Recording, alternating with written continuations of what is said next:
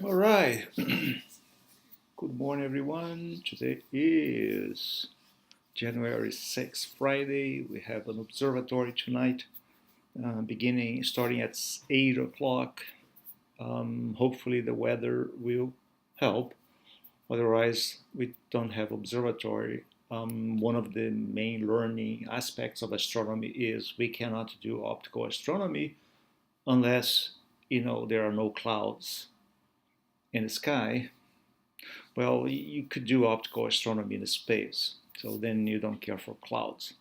So, good morning, everyone. Let me go over what we are basically doing today. We are beginning yesterday, we started chapter 2 and chapter 4 together.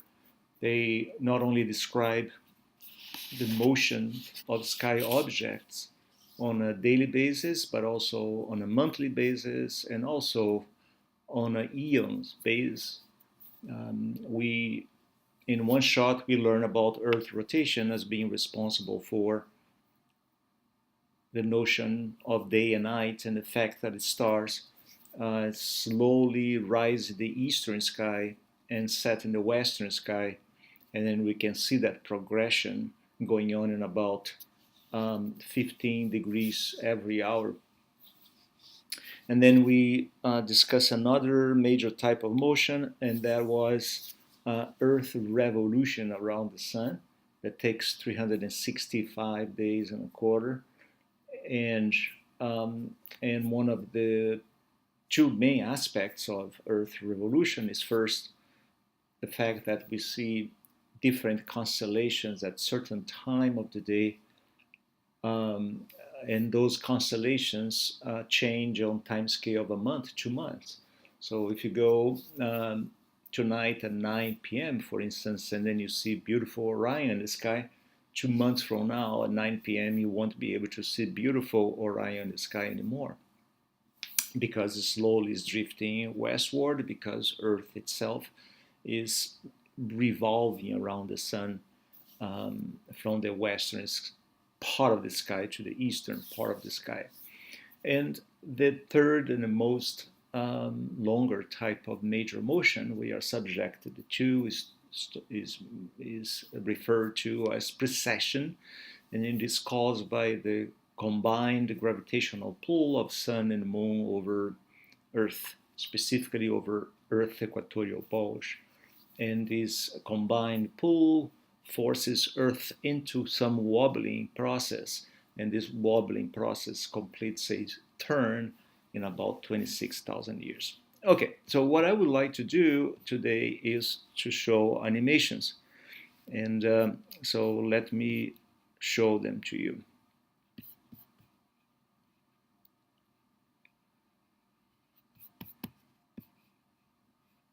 I just want to make sure everything is good here.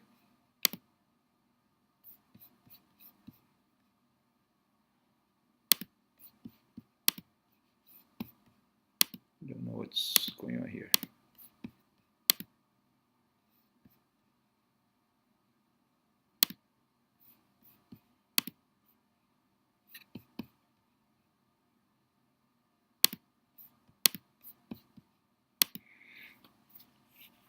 Okay, so there is no one in the chat. Today is Friday, it's understandable. So let's go over um, some software that I recommend that you make use of it, especially if you have the intention of learning something more than just to pass astronomy. If you want to keep something going on for you as this class ends end of January. The first and the second chapter of your book, it gives you a link to a site named Heavens Above. So Heavens Above gives you sky maps, and sky maps helps you to find things up in the sky. So once you link to Heavens Above, is a free software. They ask for donations, but you can or not, can donate or not. First, you have to set yourself in San Jose, change your observing location.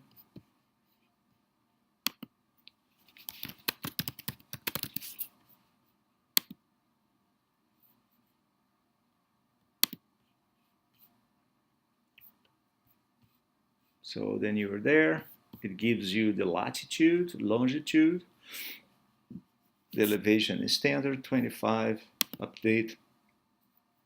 So once you complete that, on the right hand side, see in this box, it gives you your location now, the latitude and longitude, and the universal time delay of 8 hours, the language that's being used, and then you can go to the interactive sky chart in astronomy, and then you have something like that. So a sky map gives you what is up in the sky on a given time of the day. I suppose we can shrink this, I think. Let me see.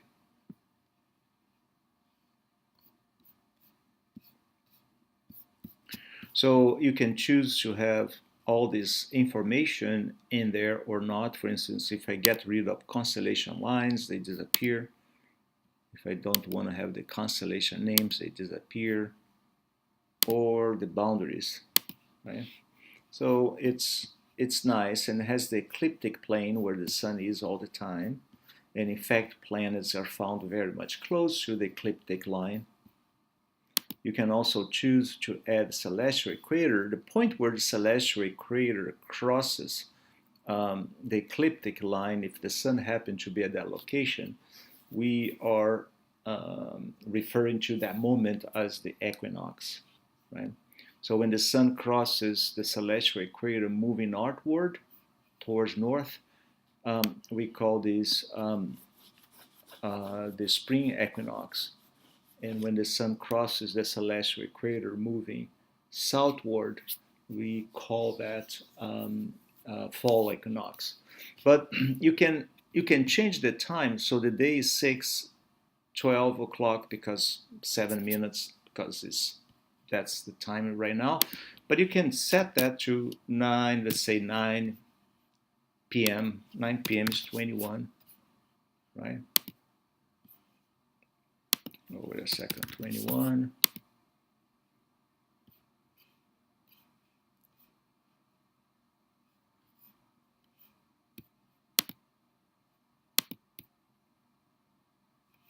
And then you can see the sky as it would be at 9 p.m.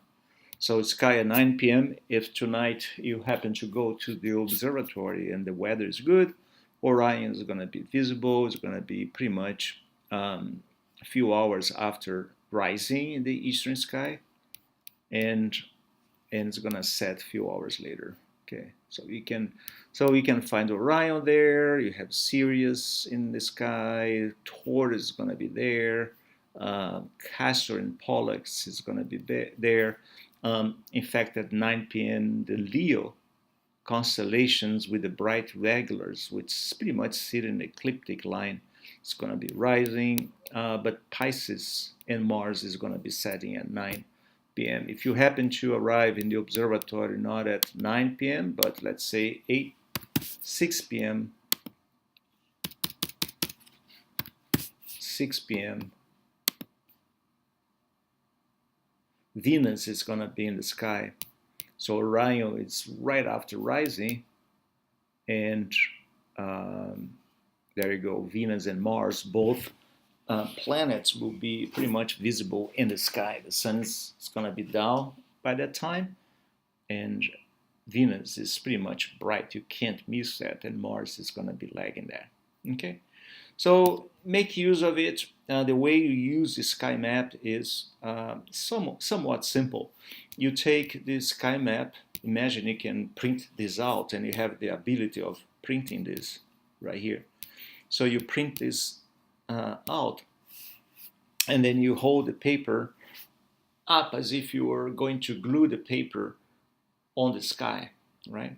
So if you do that, and bear with me, the south, so you have to coincide the south point, this point over here, the south, you have to coincide that direction with the true south, which means north is going to be on your back as you hold this paper up in the sky.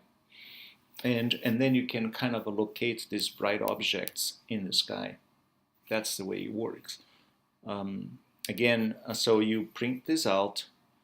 It's better if you can have a flashlight with a red filter.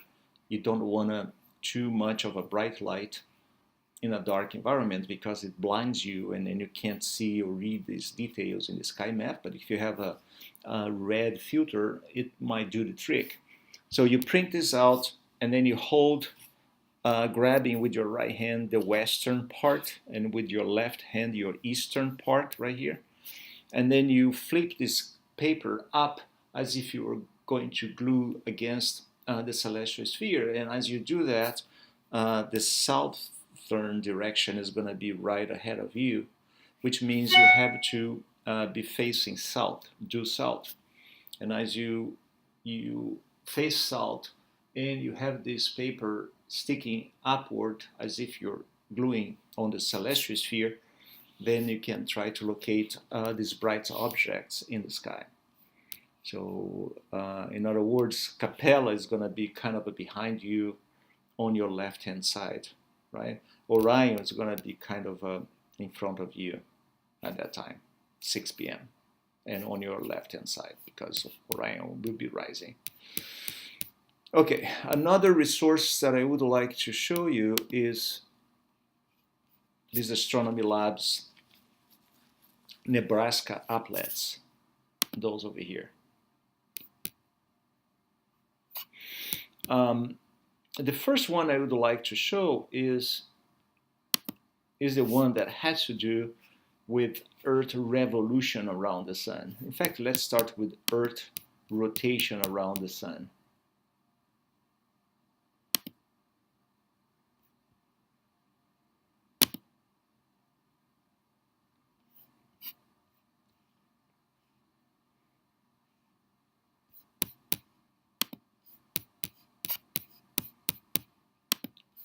They all do, but I want to get one simple. Yeah, that's a good one. That's the rotating sky explorer. It shows you a representation of celestial sphere right there. Earth is right in the center. And if you allow animation to go, so you have Earth rotating, spinning the sky, and an imaginary line that pokes Earth through its interior part, coinciding with the axis of rotation. So if you take this blue line and extend it out to infinity, it defines up here the north celestial pole and the southern celestial pole in the lower part. You can change the location. For instance, San Jose is 37-degree latitude, and we are 123, is that what it is? West longitude. Oh, that, no, west. Let's see if we got it right. No, 123.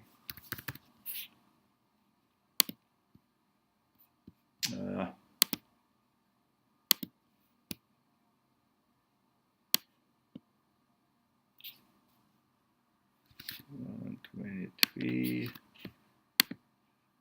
west.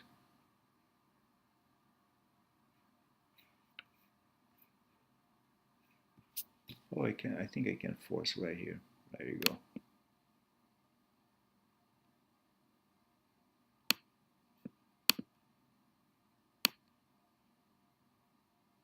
There you go. Kind of a 37, kind of a 120 something.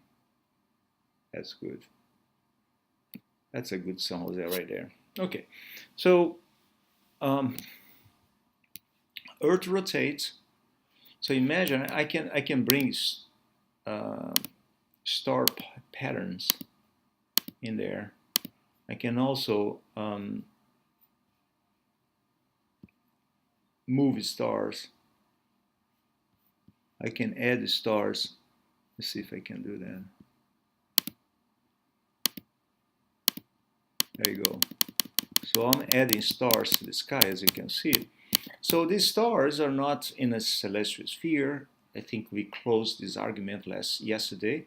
So stars are at different distance from us, and in fact, stars in our Milky Way galaxy are spread over different regions in the center part of the galaxy, in the bulge, in the spiral arms. So everywhere you have different, in fact, population of stars. We are going to learn that later. So there is not such a thing as a sphere where the stars are located. But that's how we see it. This is the impression we have. That's how we perceive things. So the stars are not moving. In fact, the stars move, but they don't move to this extent we can see them moving because they are too far away. It's like when you're driving a highway and you have a mountain very far away, and then you can locate cows kind of roaming up there. Even if they are moving, you really can't see them moving because they are too far away. Their relative motion is undetectable if they happen to be far away. And the same idea applies to stars. So stars, for all purposes, are not moving with respect to us. But we, on a time scale, as we saw yesterday, every hour, they seem to be moving 15 degrees towards west. Why is that? Now you know why. Look at this. They seem to be moving from east to west on a time scale of half day, basically. There you go. So they rise in the eastern sky. See that? Eastern sky, they rise and they reach maximum height when they cross the local meridian, and then they set in the western sky. So all of that is because Earth itself rotates and spins around its axis of rotation. Okay. So explore this animation. You can put a star trail. See that? If you happen to locate yourself in the northern part, in the North Pole, so there are no rising or setting star, which means if you locate yourself up here, see that? Up here, stars don't rise or set. They are all circumpolar all the time. Does that make sense? Well, by the same token, if you place yourself in the equator, right there in the equator, full of mosquitoes, Amazon forest. There you go. Oops. There. Stars, there will be no circumpolar stars. All the stars will rise and set, right? If you are in the equator. And the stars will rise straight up. Look at this. They rise straight up. If you put this in a proper orientation, you see the stars rising straight up and setting straight up too. They only rise or set with an angle if you happen to be at a latitude that is different from that of the equator. Good enough? So take your time exploring this software. It is called the Rotating Skylab. Another one I would like to show is the base coordinating seasons.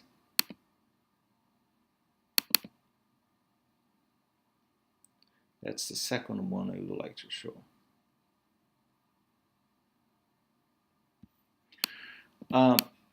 So here is the proper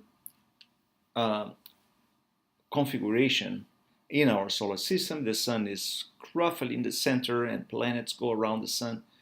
And if you happen to be observing the solar system from a northern configuration, planets, they rotate counterclockwise with respect to the sun, and they also spin, most of them counterclockwise with respect to their motion as you observe them. But what is interesting is you can see that Earth's axis of rotation that we just saw in the previous animation has an inclination with respect to the orbital plane. So the orbital plane right here is called ecliptic. So if I if I start animation, so Earth, if you are looking down on Earth, in fact, let me put a camera here.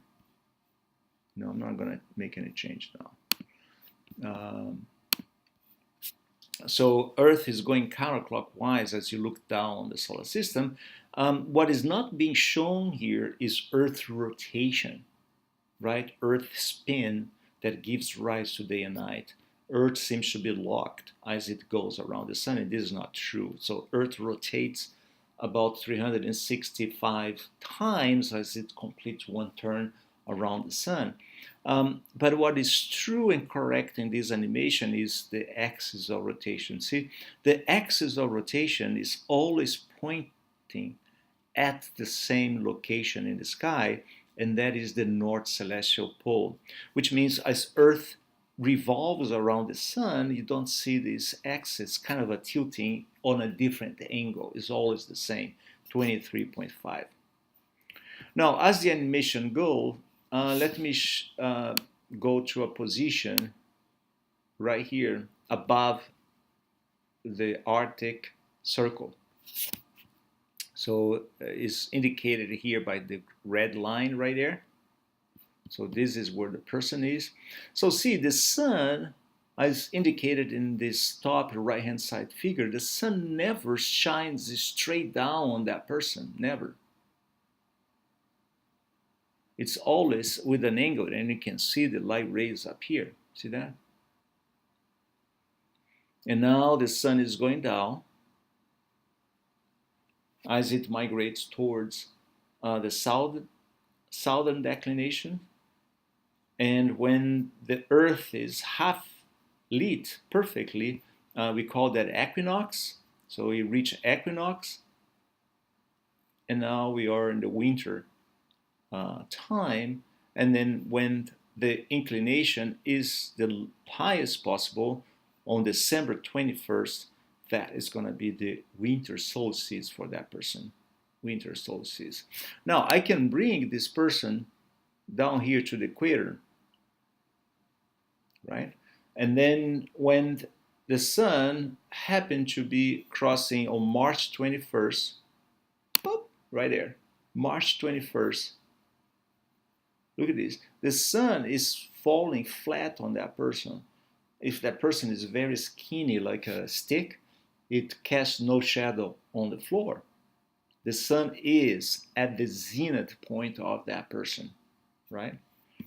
And then I keep the animation going, and now there will be an angle, and the sun will cast shadows on that person. So if the person happened to be located in between the Tropic of Cancer and Capricorn, right? Those two lines over here, that person will see the sun overhead, the sun at its zenith, twice a year. One when the sun goes down towards south, and the other when the sun goes up towards the summer solstice in the northern hemisphere. But if the person is located above it, like we are in San Jose, we are 37 degrees latitude, and the Tropic of Cancer is 23.5. So since we are above it, we never see the sun on our zenith. The sun can reach a maximal height when it crosses the meridian, but that maximal height does not coincide with zenith. So this animation not only illustrates Earth revolution around the sun, but also show why in the winter time or summertime we have more or less heat in the environment. So first of all, in the summertime, the days are longer. The days are longer. So as I mentioned before, this animation does not include Earth rotation, so we cannot probe daytime. We need another animation for that. But it shows that in the summer solstice, the sun is shining more without an angle on the person, which means if you take one of these light rays over here, see this light ray? This light ray, when it hits the floor on it spreads out in an area that is much less. That's much less when Earth happened to be right here. Look at this. Now this light rays is being spread over larger area. So the same energy now is being spread over a larger area, which means there is less heat per square inch in the floor as a result of this angle, this angulation. So in the summer solstice, first of all, you have more concentrated energy per square inch in the floor. So you have more heat being concentrated, first of all. And second, the number of hours the sun is up in the sky is bigger than it is in the winter solstice. So you have more heat available, so that's why summer is hot and winter is cold. It has nothing to do with the proximity of Earth to the sun. Like it's a myth, and it's a wrong myth to think that because Earth is closer to the sun during summertime, everything is hot. And when Earth is further out, as it goes in an elliptical orbit, then we experience winter time. Remember, Earth goes through summer and winter at the same time. In this configuration up here, it is summertime in the southern hemisphere. It is winter time in the northern hemisphere, right? So again, explore this simulation, this animation. It's a good thing to do. And the last thing I would like to go over is a brief explanation on the moon's phase. So let me get a page so I can play around.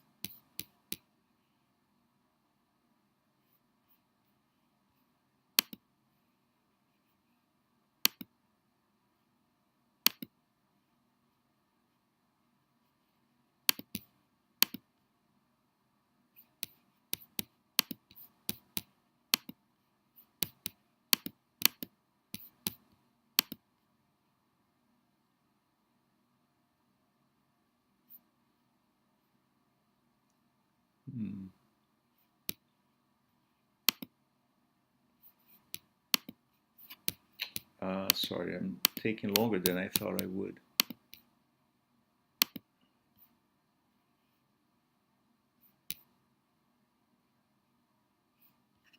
I'm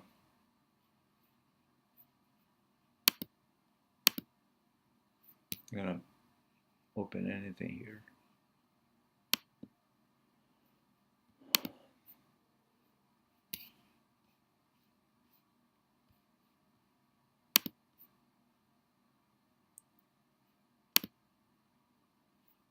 I just need a place to write things down.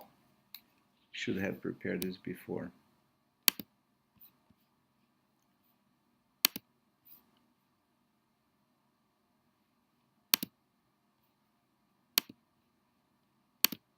Okay.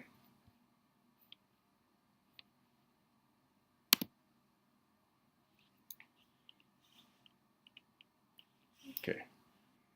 Let me get a paste.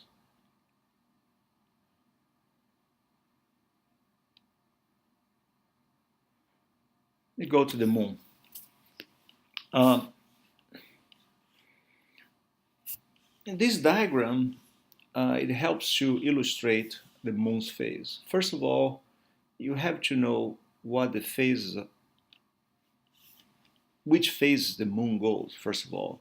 So the best way to learn this is if you can reproduce with simple steps the moon's phase and the relative position of sun, earth, and moon.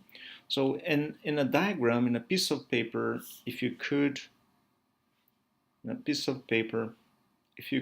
just write some arrows like I'm doing, indicating where the sun is, right? And then you draw Earth as it is indicated up here. And if you are north looking down on the solar system, as I mentioned, this is the North Pole, and this line indicates pretty much the equator. And then you can think about time. So a person that happened to be located right here, this person experienced noon. And then 6 hours later, as Earth rotates counterclockwise, this person is going to be dragged to this position right here, 6 p.m. 6 p.m. So 6 p.m. this person looks west and then they see the sun setting. So this is west, the sun is setting. This is the eastern direction, and something should be rising at that time. But basically 6 hours later, this person is in this sky position. And of course, the sun is underneath Earth. You can't see the sun. It's pretty much midnight. And then 6 hours later, this person is dragged to this position. We are talking about 6 a.m. And again, if you always look ahead of what's going on, this is your eastern sky. And then you see the sun setting. The sun is setting because it's 6 a.m. And then you look to the western sky, and then you see sun stars setting. In fact, the sun is rising at 6 a.m. as you look east, and sun star is setting in the western sky. So you should be able to draw this simple diagram indicating Earth. This is Earth basically, and Earth rotates like that. Is a circle. The sun, you can put it right or left, doesn't matter. But then you initiate with the noon as being the position on Earth where the person or the observer happen to be underneath the sun. And then you go in segments of 6 hours, and then you find your 6 p.m. and midnight and 6 a.m. So let me see if I can erase that. Can I erase that? Yes, I can, but it takes forever.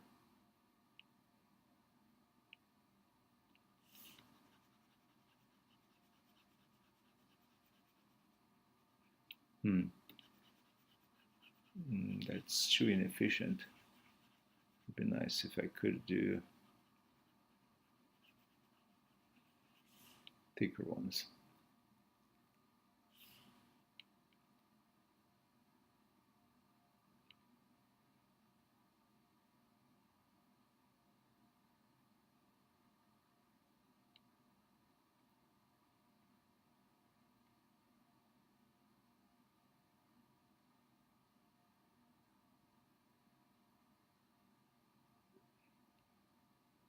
Nothing's happening, huh?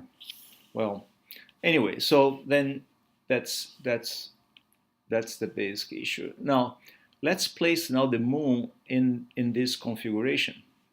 So again, you draw on a piece of paper.